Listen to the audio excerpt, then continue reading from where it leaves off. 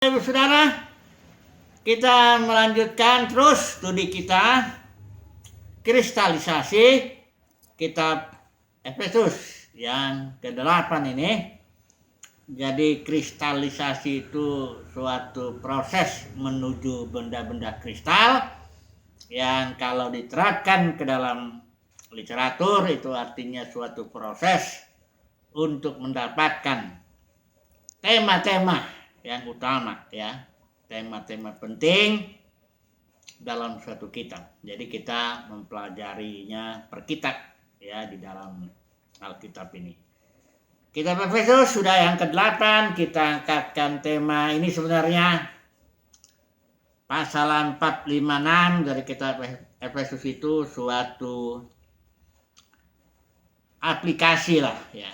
Kita tahu kitab Efesus itu intinya adalah misteri Kristus yang diungkapkan kepada Paulus tapi juga kepada rasul-rasul dan nabi-nabinya yang kudus, bahwa bangsa-bangsa bukan Yahudi karena penebusan Kristus maka menjadi ahli waris bersama-sama dengan bangsa Yahudi yang terpilih juga, dan menjadi satu tubuh, ya, menjadi satu manusia baru. Jadi tidak ada lagi sebenarnya Yahudi non Yahudi, tidak ada lagi, ya. Dalam Kristus semuanya sudah satu. Jadi istilah Kristus dalam kitab Efesus ini tergantung nanti lihat konteksnya, bisa jadi Kristus yang dimaksud adalah Kristus kepala, yaitu Yesus, atau Kristus korporat, yaitu tubuh, ya, tubuh Kristus, atau Kristus yang dalam arti spirit, life giving spirit, roh pemberi Kristus, karena Yesus itu setelah mati bangkit, dia menjadi roh pemberi hidup, karena Yesus bilang, aku datang supaya mereka mempunyai hidup dan mempunyainya dalam segala kelimpahan.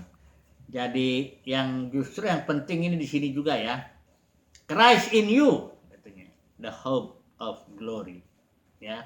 Kristus yang di dalam kita itu yang dimaksud adalah life giving spirit atau roh pemberi joy, pemberi hayat, ya. Kita akan bahas ini sedikit lagi menyinggung, kemarin kita sudah bahas mengenai perbedaan di pasal 4 ini antara memperlengkapi dengan menarik, ya. Karena di sini dikatakan Tuhanlah yang memberikan rasul, nabi, gembala, pengajar, penginjil untuk memperlengkapi orang-orang kudus bagi pekerjaan pelayanan, bagi pembangunan tubuh Kristus. Jadi dengan cara memperlengkapi umat Tuhan, rasul, nabi, penginjil, gembala, pengajar ini, dan pada gilirannya umat Tuhan membangun atau melayani, maka terjadilah pembangunan tubuh Kristus. Tapi kita sudah bahas kemarin, kalau yang terjadi seperti kisah para rasul 20 ayat 30, yaitu para pemimpin ini menarik murid-murid kepada dirinya dengan ajaran palsu tentunya, maka bukan lagi membangun tubuh Kristus, tapi malah memecah kesatuan tubuh itu. Karena ini serigala ganas masuk ke dalam para pemimpin, ya, dan dia menarik, mencabik. Seperti serigala itu mencabik-cabik ayam, ya. Ini serigala ganas ini mencabik tubuh Kristus, ya, yang tadinya murid-murid mengikuti pimpinan roh, sekarang mengikuti pimpinan para pemimpin.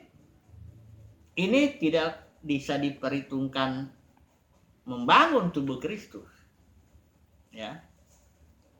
Barang siapa yang pemimpin siapapun juga itu yang menarik murid-murid dengan ajaran palsu kepada diri mereka sendiri, itu tidak membangun tubuh Kristus, tapi memecah belah. Ini kita akan belajar ini sedikit pasal 4 ini, ayat 3. Dan berusahalah memelihara kesatuan roh, oneness, oleh ikatan damai sejahtera. Selanjutnya ayat pasal 4, satu tubuh. Nah, jadi kita tahulah sejarahnya ini dalam kekristenan ini, bahwa gereja sudah pecah menjadi ribuan denominasi. Mengapa? Sebenarnya ajaran awalnya itu sering saya singgung, itu adalah tahun 117 Masehi. Itu seorang yang namanya Ignatius. Dia ini mati martir ya di Roma itu. Dialah yang pertama kali mengajarkan perbedaan antara para penatua dengan bishop. Jadi inilah mulainya katakanlah hierarki dan berebut kekuasaan lah, kira-kira begitu ya. Karena nanti antara bishop di satu kota dengan kota yang lain bertarung lagi. Siapa yang paling tinggi? Lahirlah bishop agung, uskup agung. Antara uskup ini juga bertarung lagi. Siapa yang paling tinggi? Itulah timbul kardinal. Nanti di antara kardinal ya paus, pemimpin tunggal. Dia sudah menarik karena dia sudah jadi wakil, itu sebenarnya wakil Tuhan. Umat Tuhan ya dengar dia aja. Ya itulah gereja Katolik itu abad ke-6 sudah hierarki itu sudah settle ya di situ. Kemudian ketika Martin Luther tahun 1517, dia tidak memulihkan tubuh Kristus dalam arti kesatuannya. Sebenarnya Martin Luther tidak maksud juga untuk keluar dari Katolik, enggak. Dia hanya mengungkapkan kebenaran yang dia rasa itu, sola fide, sola gratia, sola scriptura. Ya, 95 dalilnya itu ditempel di pintu gereja Pak Wittenberg tahun 1517. Ya, akhirnya terpecah-pecah makin banyak ya, pecahannya itu makin banyak terus tidak pernah hentinya. Sampai sekarang barangkali 5.000. Lebih itu yang besar-besar ya, kayak Presbyterian, Baptis ya, kayak Pentakosta, pecahannya Pentakosta lebih banyak lagi. Nah, kenapa ini terjadi perpecahan? Ini karena para pemimpin menarik murid kepada dirinya, yaitu dan bikin nama lah ya. Para pemimpin ini sesuai nama aliran barangkali ya, sesuai dengan teologinya, atau sesuai dengan sistem pemerintahan gereja, episkopal ya, atau Presbyterian, sesuai nama pemimpin, Calvinis, Lutheran, Wesleyan dan sebagainya. Ya. Jadi Alkitab mengatakan ini jelas ini, pasal 4 ayat 3. Berusahalah memelihara kesatuan roh dalam arti apa? Dalam arti para pemimpin usahakanlah hanya memperlengkapi. Entah karunianya kita itu apa, rasul, nabi, penginjil, gembala, pengajar, pokoknya tujuan kita, kerjaan kita memperlengkapi orang-orang kudus. Ya. Yang pada gilirannya nanti orang kudus itulah yang bangun tubuh Kristus. Nah, tapi kalau kita menarik murid dengan ajaran palsu, pastinya ya, supaya mengikut kepada kita, maka kita tidak bisa diperhitungkan lagi membangun tubuh Kristus. Nggak bisa lagi kita diperhitungkan memelihara kesatuan roh, nggak bisa lagi, ya, karena itu sudah berarti memecah. Nah, jadi itu praktisnya lah ya. Karena dalam dunia kekristenan ini sudah biasa itu, kalau orang kita panggil melayani, dia pasti melayani dan menarik pengikut, ya. Sebenarnya ada orang yang kagum sama seseorang tertentu atau sama kita, misalnya ada beberapa orang, ya itu sebenarnya nggak apa-apa, nggak jadi masalah. Yang masalah kalau kita mengumpulkan murid, menarik, ya bangun tembok lah dengan pengajaran kita, ya dengan aliran kita sendiri, ya. Apalagi juga menarik uangnya juga ya, dengan ajaran perpuluhan lah, yang buat sulung lah, macam-macam. Itu memecah tubuh Kristus. Enggak memelihara kesatuan roh, itu memecah ya. Jadi ini perkara sebenarnya sudah jelas ya, tapi karena dalam dunia kekristenan sudah biasa, ya sudah biasa orang yang terpanggil Tuhan itu terus langsung melakukan ini, menarik murid itu pada dirinya, itu biasa. Bahkan dalam ajarannya pun sudah dibenarkan. Yang saya sering sebut itu, ini dari para teolog ini yang mengajarkan gereja itu ada dua. Invisible church, itu yang tidak kelihatan, itu umat Tuhan yang semua yang udah lahir baru begitu.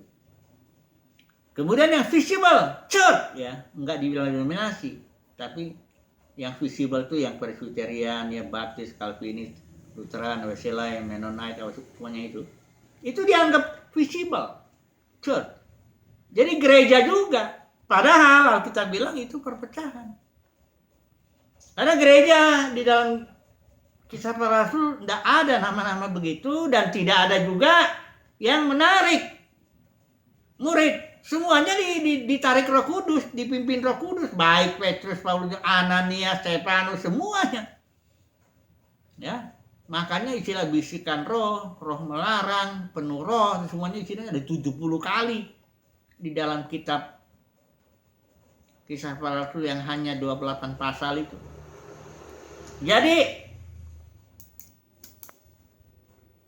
dalam dunia kekristenan sudah tidak dianggap lagi denominasi itu perpecahan, tidak lagi.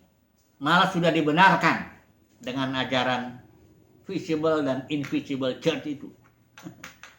Tapi saya sebagai pelayan Tuhan harus sampaikan, barang siapa yang menarik murid kepada dirinya dengan ajaran palsu tentunya, narik uangnya juga, maka itu dia memecah tubuh Kristus dan bukan membangunnya. Tetapi barang siapa yang hanya memperlengkapi, ya dengan karunia-Nya dia perlengkapi umat Tuhan, ya supaya umat Tuhan itu membangun tubuh Kristus, ya dia membangun. Ya, ini bukan soal pertemuan di gedung atau di gereja, di gedung atau di rumah, enggak. Orang di rumah juga bisa narik murid kepada dirinya. Dan di gedung juga bisa juga orang tidak narik murid. Kebetulan mungkin dia punya uang atau dia punya gedung sendiri, ya dia kumpulkan orang untuk dia perlengkapi. Ya, dia nggak tarik uangnya. Dia nggak bikin tembok untuk ini ala dombaku begitu, tidak ada. Dia mengajar aja, memperlengkapi, dan tidak melakukan enggak menarik murid itu yang seperti yang dibilang Kisah Para Rasul 20 ayat 30. Sebenarnya ini nanti Tuhanlah yang menilai para pemimpin ini. Karena kita semua akan menghadap pengadilan Kristus untuk mempertanggungjawabkan apakah kita ini membangun tubuh Kristus atau memecah belahnya. Ya. Kalaupun membangun, dinilai juga membangunnya dengan emas, perak, permata atau dengan kayu, rumput kering, jerami dan sebagainya, semuanya akan dinilai. Jadi sebabnya kita perhatikan baik-baik, para pemimpin berusahalah memelihara kesatuan roh, tubuh Kristus. Ini penting ya, doktrin mengenai gereja ini penting sekali. Kenapa? Karena waktu itu Saulus menganiaya gereja, ya. Ketika Yesus menampakkan diri, dia bilangnya begini, "Hai Saulus, Saulus, mengapa engkau menganiaya aku?" Kata Yesus. Paulus kan kaget ya sebenarnya. Loh, enggak kalau misalnya Paulus ngomong. Siapa yang menganiaya engkau, Tuhan? Aku cuma mengajar ini sekte atau gereja atau apapun ini. Ini orang-orang ini yang aku aniaya, aku bunuh sampai karena aku anggap dia sesat. Tapi Yesus bilang enggak. Itu tubuhku. Dan siapa yang menganiaya tubuhku, itu menganiaya aku, kata Tuhan.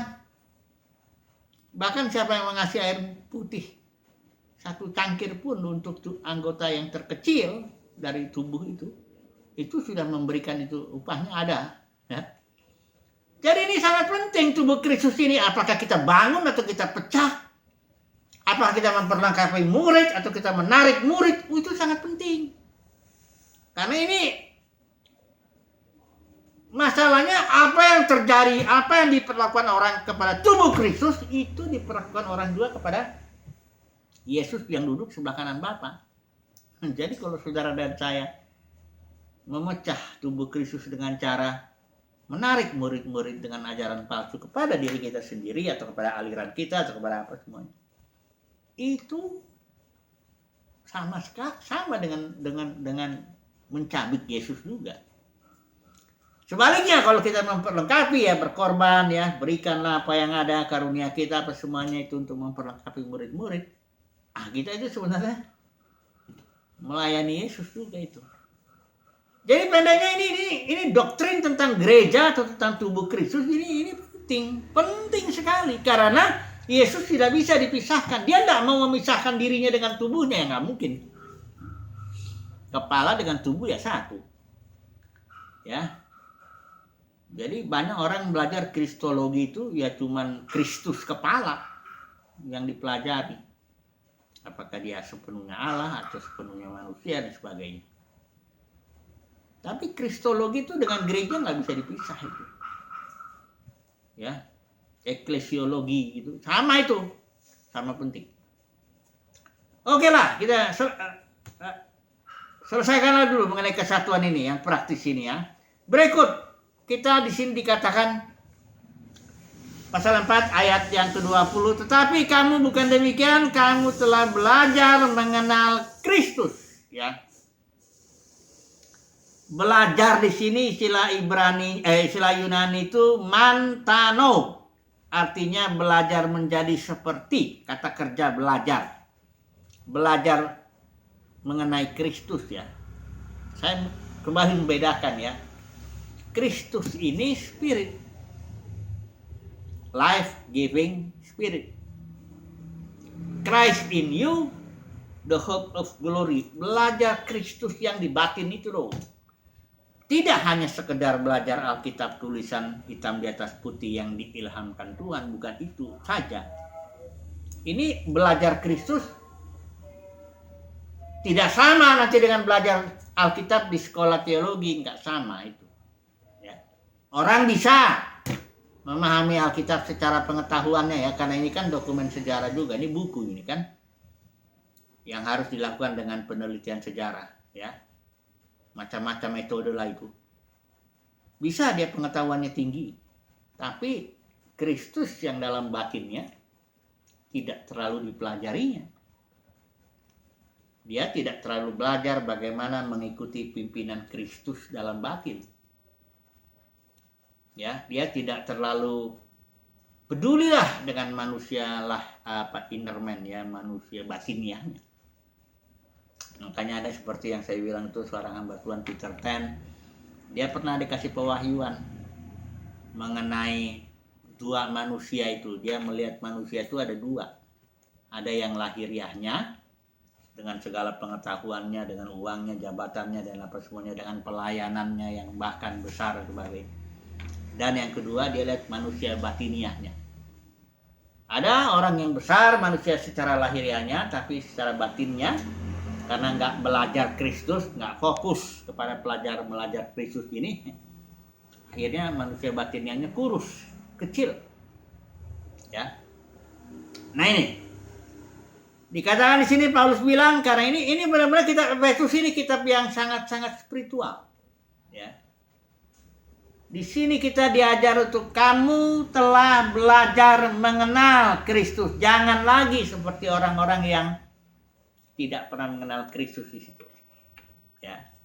Di sini belajar Kristus kalau saya melihat ini ya, pasal 4 sampai pasal 5 ini ya, ini sebenarnya mengenai karakter. Terutama ya karakternya, ya kepenuhan Kristus tentunya akhirnya ya. Segala kepenuhan, kealahan ya. Kita belajar itu terus. Tapi karena roh pemberi hidup itu, life itu di dalam hayat itu terkandunglah kasih Kristus, sukacita Kristus, damai sejahtera Kristus. Ingat ya, waktu di malam terakhir itu Tuhan Yesus bilang, damai sejahteraku kuberikan kepadamu. Karena apa yang kuberikan tidak sama dengan yang diberikan dunia. Jadi Yesus memberikan sejenis damai sejahtera yang adalah dirinya, damai sejahtera sendiri. Nah ini saya melihat belajar Kristus itu mirip, bukan mirip. Dekatlah dengan belajar karakter Kristus itu. Kasih, sukacita, damai sejahtera, sabaran, kemurahan, kebaikan, dan kemampuan penguasaan diri.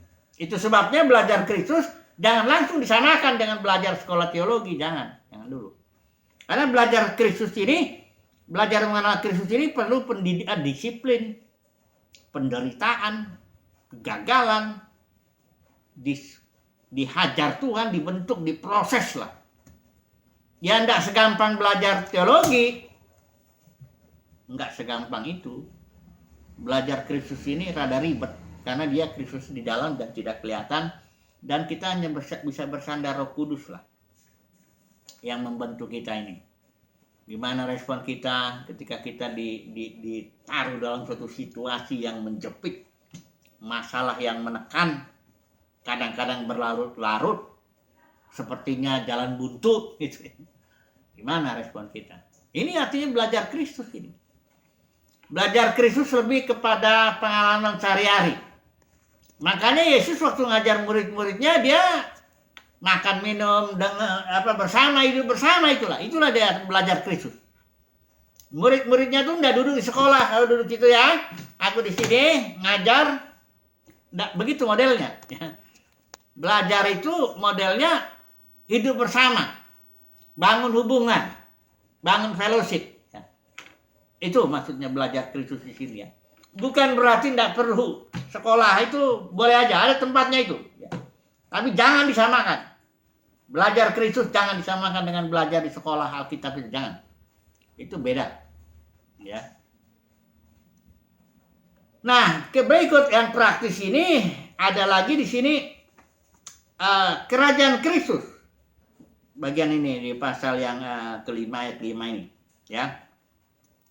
Bicara sini kerajaan, ya, kingdom. Kristus itu kingdom, makanya the kingdom of God is within you. Kingdom of God, kerajaan Elohim itu di dalam kita, dalam dimensi batiniah, dimensi surgawi, ya. Nanti kita ada waktunya lah kita ini. Tapi kita masuk aja langsung dulu ini yang praktis lagi mengenai hubungan suami istri. Ya, hanya satu aja peraturannya. Hai suami kasih istrimu, hai istri tunduk pada suamimu. Anak-anak juga begitu. Ya, taati orang tuamu dan tugas orang bapak lah untuk mendidik anak-anak ya. Jadi bapak itu jangan serahkan ke sekolah minggu kalau anak-anaknya. Kita punya anak-anak yang kecil, jangan suruh guru sekolah minggu yang mengajar. Itu boleh aja dia membantu ya, tapi tugas utamanya itu mendidik anak-anak itu adalah bapak ya, jangan dibantu oleh ibu. Ibu itu penolong ya fungsinya ya, tetap itu ya. Jadi dikatakan sebab di sini, hai bapak-bapak ya, didiklah, ini perhatikan ya, ayat 4 pasal 6. Dan kamu bapak-bapak, enggak dibilang ibu-ibu. Di Amsal juga ada dibilang, hai anak-anak dengarkanlah didikan ayahmu. Jadi bapak ini kuncinya nih. Kalau anak-anak nakal yang bandel nggak bisa diatur, narkoba, free sex dan macam-macam, itu bapaknya itu yang perlu ditanyakan dulu. Dia diajarin nggak anak dari kecil? Ada banyak orang bapak-bapak misalnya terlalu sibuk, dia sibuk termasuk pelayanan, anaknya tuh dicakar-cakar iblis. Ini tugas bapak ini. Hai bapak-bapak, ya. Didiklah anakmu dalam ajaran dan nasihat Tuhan. Kemudian ada juga di sini mengenai hamba-hamba peraturannya. Ini hal praktis lah ya. Ini hal-hal praktis. Jadi saya rasa kesimpulannya intinya belajar Kristus lah ya. Kalau seseorang belajar Kristus, bertumbuh dalam karakter Kristus, saya yakin dia tidak akan tarik murid bagi dirinya. Saya yakin dia nggak akan melakukan apa yang disebut dalam Kisah Para Rasul 20-30 itu. Dia pasti hanya akan memperlengkapi ya dengan apa yang ada sama dia lah. Dia perlengkapi umat Tuhan ya. Dia juga tentu di rumah ya belajar sebagai suami yang baik, atau sebagai istri yang baik, atau sebagai anak dan sebagainya. Di kantor ya sebagai bawahan ya, sebagai mana apa aja ya. Itu semuanya persoalan karakter. Puji Tuhan, haleluya. Amin.